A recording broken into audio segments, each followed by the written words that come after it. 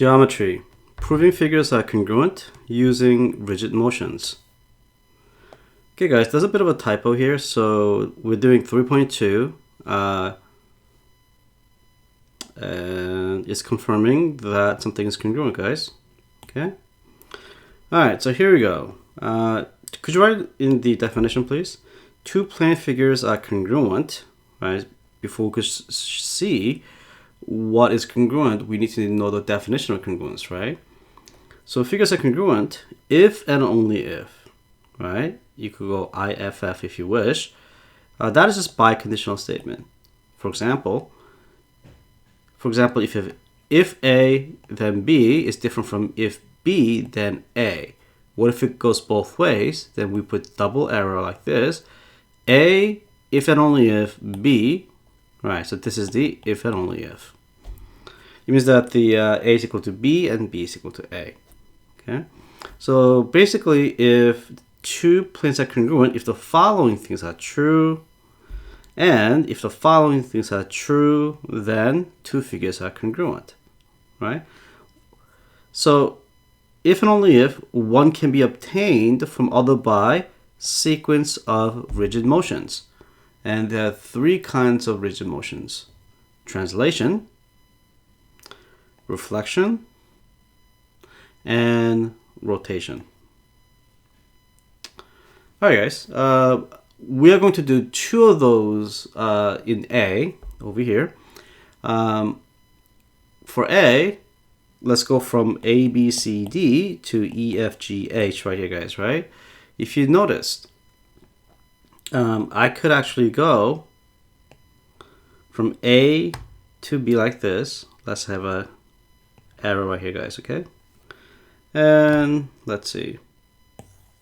If I copy that, if I paste it, the B goes to F in the exact manner. I would personally use a ruler for this one, guys. All right, because I don't have a ruler, I'm just doing it this way. Yep, you could tell that each one, let's guess what's happening with each one. You got 1, 2, 3, 4. 1, 2, 3, 4. So the vector over here is 4, -4. So when you have a vector that's 4, -4, as we talked about before, guys, right? It's basically a rule that says if you have x and y, so this represents the change in x value, and that represents the change in y value. So that is x plus 4, x minus 4, right? So that's the definition right there, guys, okay? So the A over here is a translation, okay? So this is translation. And we know that is a rigid motion, okay? So what that basically tells you is that because we have that, quadrilateral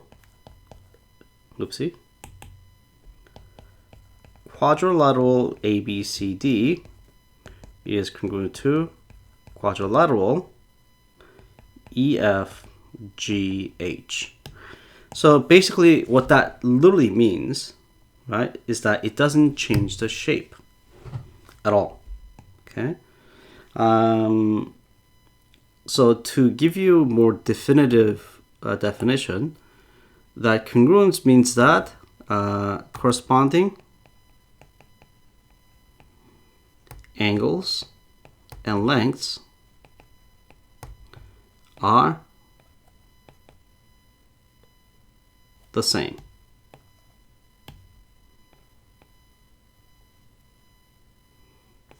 Same measure. Okay, there you go. Okay, so we know that given the quadrilateral ABCD, the length AB and EF is the same. See that first two values, sorry, right there. And the middle two, BC and FG, these are the same. CD and GH and so on and so forth. Not only that, the respective angles are the same. Okay? All right. So the next one, what do you see here, guys, for B? And if you said a reflection, that's very good, because it looks like that's the middle, right here of the KMP, and that, let's see, if I just do this, right, because that slope is -1, that slope is +1, and let's try to connect them. This right here, right? I notice that if I go 1, 2, 1, 2, you go from here 1, 2, 1, 2, so that's the same length right there, guys, right? Same thing with this, and I could do the same with the other points as well. We got M and R, and this right here, guys, right? So you could tell right away that not only are they the congruent, but they're also perpendicular right here. Okay, so by definition, right, that's how the book defines it. So we know that this is a reflection, right, and let's call this line L, all right, over line L is a rigid motion. Because it is rigid motion, what we could say is that quadrilateral JKLM is congruent to quadrilateral NPQR. NPQR. Notice we went JKLM went this way, and we need to do the same this way, right? If you went this way, we need to go this way. We have to have mirror image, okay, for this to be appropriately done. All right, guys. Clearly, C has a different size. So this is a... let's see what happens. If you draw a line through these 2 points, right there, let me just slide that up a little bit so that it matches perfectly. Okay. And then we go through M and then through E. All right, right there. And then L through D, right there.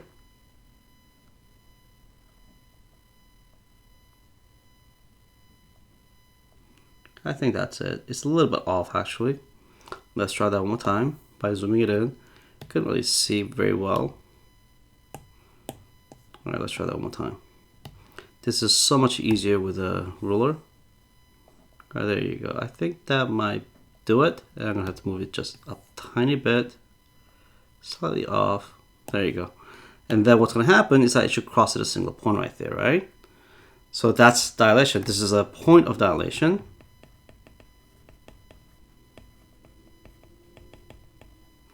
And let's see what's going on. Let's find the length over here, guys. Oopsie. Okay, why don't I do just a little bit outside of it? There you go. And what if I copy this, sorry, and paste it and find out that they are actually the same length? Okay, so what that means is that this length and this length is the same. But from here, though, M is twice the distance. So all that means is that this is twice as big. Okay, so we're going to learn that more in detail later. So all we have to know that is that dilation. Was that part of this definition here, guys? No, it was not. So dilation is not a rigid motion. Now, there is a case where when you do a dilation, it may result in a congruent shape. But by saying dilation is not a rigid motion, what it's saying is that it is not a rigid motion all the time. For something to be true, it must be true all the time. Okay? Okay, guys, at this point, I think we learned enough that you could do this. Do me a huge favor, guys. Try example 1 and 2 to see how much you could get. Pause the video. Okay, guys, I'm gonna move on to this. And when I did, the example 1 should have been rigid motion because it's obviously a reflection, right? And the line of symmetry is y-axis, and I said that right there.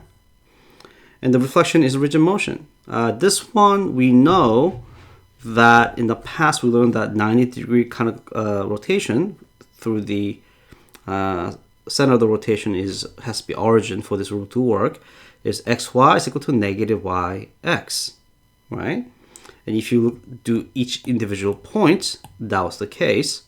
Therefore, we could conclude that the triangle ABC and XYZ is congruent by 90-degree counterclockwise rotation. And we know rotation is a rigid motion. So if you are able to do that, you're in good shape, okay? And we're going to do example 2 and 3 on the next page, okay, guys? For this one as well, do me a huge favor. Try to do this on your own, and I'll show you what should have been done, okay? Pause the video. Okay, there you go. Let me slide over to the answers, okay, the key. All right, let's take a look. So how do you get from A, B, C to QRP? Okay, sorry. It should be ABC to PRQ, right? Or ABC this way to PQR, okay? All right, it looks like I should slide this over just a tiny bit more. Well, no. So this required quite a bit of a stuff. Okay, so one way you could have done is 180-degree rotation, which yields, by the way, xy becomes negative x, negative y. And that would have taken you to this right here, guys. Okay? And then you slide over by 1, hence the translation. That translation would have been xy to xy, x plus 1, comma, y. Another way that you could always break down 180-degree rotation is to use reflection twice. The first thing that you do in this case, right, you could swap these two. It really didn't matter. In this particular case, I did the x-axis first, which means that you change the y to the negative value, so it mirrors up this way, right? So it becomes this, and then you do mirror image going this way, which gave you A double prime, B double prime, C double prime, and then from that point on, you slide over to the right by 1 right here, okay? There you go. I meant to use that one. Sorry about that. Oops, oopsie. There you go. All right, guys. Okay. For B, for this one, what happened was you could do it by reflection of y-axis reflection, right? And that would mean that it will go this way, right? And you flip it up, slide up this way and this way, right? Okay, that's one way to do it. The one that you see here is that I went up, so I swapped the order. I don't know if you noticed.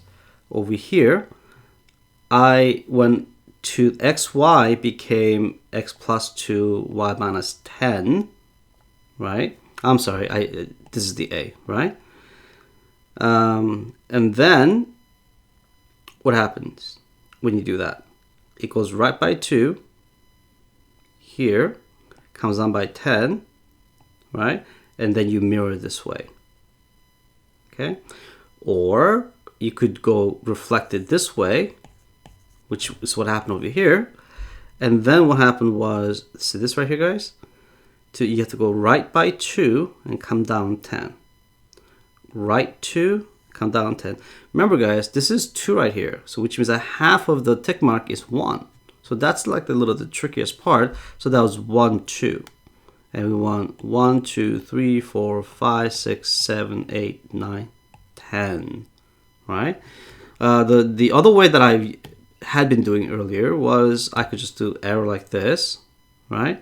And I could sort of like copy paste each one and then match every point up, but I'm not going to do that right now. But you could sort of do that with using your ruler, okay?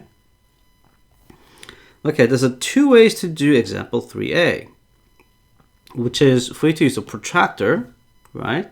And that wasn't really necessary, I don't think, because the slope over here was 3/2. Slope over here, with respect to this, by the way, right, was 1, and angle C was 4/3 because they have different slopes, right, with relative to the horizontal line, right? That's important. Otherwise, we would have to use, if the one side was not horizontal, then we would have to use a protractor, unless we use trigonometry, which we have not learned yet. Okay, so we know that there's no angles that are congruent. In this particular case, right, we know that the AB and CD are congruent by reflection, right? And what we did was from A to B, I counted 2 across, 3 up. And I noticed the same thing over here, guys, right? So if I draw a line right in the middle, which should be right here, and reflect it this way, we know that the AB and CD are reflection. Therefore, AD and CD is congruent by reflection. But I went ahead and did the calculation, guys. So this length over here is √13, because this length over here is a square root of that squared plus that squared, right? So let me just write that out. So AB squared is 2 squared plus 3 squared, which is 4 plus 9 is 13. So AB is square root of 13. And you could do the same exact process for CD, right? And then we just confirm that it is indeed congruent, right? So that'll be 2 different ways of doing it. And what we did over here is that that's 2 and a 4. And that turns out to be square root of 20, which reduces to 2√5. But that's not really the point here. √20 is not equal to √13. Therefore, EF is not congruent to anything else. Okay, guys? All right. So that was it. And we do have ticket to leave. That's your turn. If you could do this on your own, you're very comfortable with it, you're in very, very good shape. Okay? Pause the video. Try this. Okay, guys, I'm just going to explain this to you. Whatever we don't understand, we're going to talk about it in class. All right? There you go. Let me zoom in just a little bit for you guys so you can see better. There you go. And then if you want to look at it more carefully, just pause the video. And there you go. By the way, make sure you put your name here, right? Anytime you get a chance to put your name, please do so. So I know that's you. Right, and this particular lesson contains 2 parts, simply because these lessons are quite short. We'll be learning about CP/CTC. That is, by the way, once again, decimal typo. 3.3 is the corresponding parts of the congruent figures are congruent, and because we'll be dealing mostly with a triangle, if you replace this word over here, figure, with triangle, it becomes CP/CTC. The book uses the word figure, but if you want to be a figure and not a triangle, I suppose you could say CPCFC. Okay. So what this basically says is that if 2 figures are congruent, then the corresponding sides and angles are congruent. I mentioned that earlier, right? In the previous lesson. In this particular example, what we have is, okay, what do we do if that's the case? Okay, if the triangle ABC is congruent to the triangle DEF, what does that mean? Well, first of all the corresponding angles. The first angle is A. Ooh, there's a typo. There should be a triangle there, right? So the angle A has to be congruent to angle D. The second letter, angle B, and third letter, angle C, has to be respective, right? That's what that means, right? So the second letter for the second triangle is E, and third letter for the second triangle is F. So the angle A is congruent to D, B is congruent to E, and angle C is congruent to angle F.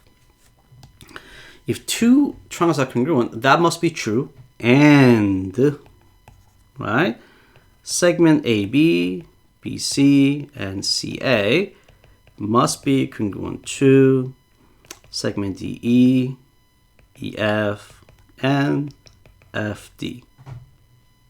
That's it, guys. That's what that literally means. So when you have the DE without the bar on the top, it just means the length of DE. All right. So we could say that this is a length of segment DE, or simply the measure of segment DE. You could look at it that way. Now, looking at this relationship, DE, the first two letters, what is it congruent to? That's right, AB. And we know that the AB is given to us as 2.6 centimeters. At this point, you might want to pause the video and see if you could go ahead, right? Then if you can, you're in extremely good shape, okay? If not, just continue to watch. Now, when we put M in the front, it just means it's a measurement of angle B. It's a value as opposed to just a name. E is equal to measure of angle E by definition of the congruence. And do we know the length of angle E, the measurement? Yes, we do, 65 degrees, right? You know what, this looks a little thin. Let me make it into, yes, it was 3. So it should show up better. FE, third second. That means that it should be equal to CB. And CB is equal to 3.7 centimeters. You know what, I forgot to change to the third one. There you go, number 3. All right, guys, that is it. And we have to learn about some more properties. And here it is. And if this sounds familiar, because we've done it before. So reflective property is when something is equal to itself. For example, angle A is congruent to angle A. And also, segment AB is congruent to segment AB. Let's do another one. Angle B is congruent to what, guys? Angle B. And the symmetric property says if A is congruent to B, then angle B is congruent to angle A. So if you don't want to write if and then, there's a shortcut for that. For those of you who text a lot, you know we have a lot of shortcuts, right? Yeah, we have that in math too. So instead of writing if and then, for example, if AB is congruent to XY, like this, you could put an arrow, right? Then XY is congruent to AB. You could do it that way too. So this means if this is true, the arrow says then implies, this implies XY is congruent to AB. So they all mean the same thing, okay? Now here's a transitive property of congruence. It's like a chain rule almost. If angle A is congruent to angle B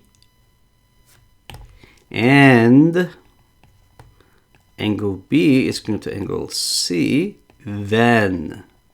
So this is the condition here, guys. That has to be true. If that's the case, the first shall equal to the last. Trans, going all the way across to the end. So basically what that is this. If angle A, so another way to look at it, in other words, IOW, angle A is congruent to angle B, and that in turn is congruent to angle C. Therefore, starting from the very beginning to the end, we jump across, right? Therefore, angle A is congruent to angle C.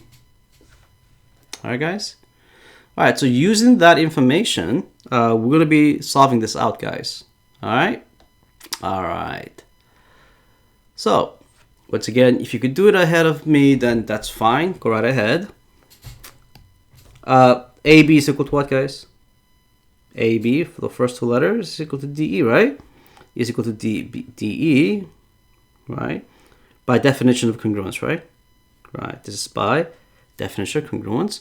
And we know that that implies, what's AB? 3x plus 8, and DE is equal to 5x. Y'all see that? All right. So, I know that AB is equal to DE by definition of congruence. This is by substitution, isn't it? And this, the rest is algebra, so I'm not going to bother writing out each step.